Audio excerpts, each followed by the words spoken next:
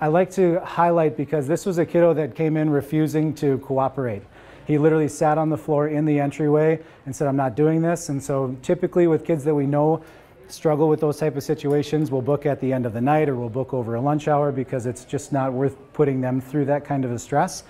And we literally just sat with him in the entryway for about 20 to 30 minutes before he was even willing to come back in. And the fun part is that he's a cuber. So Rubik's Cubes are getting really big and they're kind of back in nowadays. So I made a deal with him that if he got through his first couple of appointments with us, I'd have a brand new Rubik's Cube for him in the office. And now he has a competition this weekend and he is consecutively solving Rubik's Cubes in under 10 seconds. So it's like, these kids are brilliant. And we find that so much with these kids, that they're brilliant and they're creative and there's so much potential there that we just want to help unlock that for these kids. So with Brody, our 8-year-old son Brody has had a very challenging year. His behavior started to take a turn for the worse. His mood was usually horrible. He gained too much weight too fast.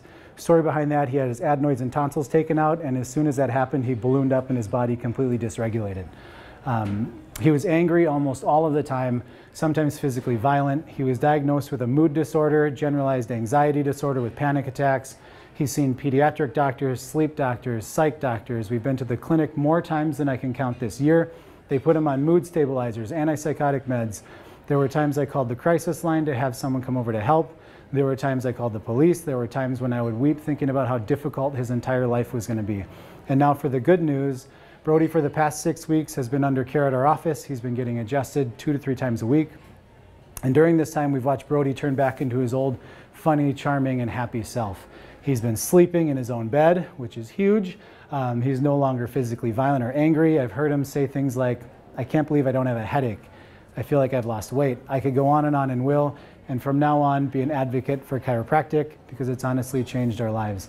This mom was the biggest skeptic ever as well. Her cousin's a chiropractor in another state, and she literally sat down and said, I don't believe what you're telling me. I don't think it's going to work, but we have no other options. And my cousin said we need to come here. And now the entire family's been under care for 2 years, and mom is off of antidepressants and anti-anxiety medications. The older kids who at the time were, if it was only that child, you'd think it was a big deal because they're dealing with headaches every day. But when you have another sibling that's in this storm, the other kids, as sad as it is to say, they just don't get the attention that they often deserve. And it's nobody's fault, right? It's just kind of the way it sometimes falls. But it's such an honor to work with families.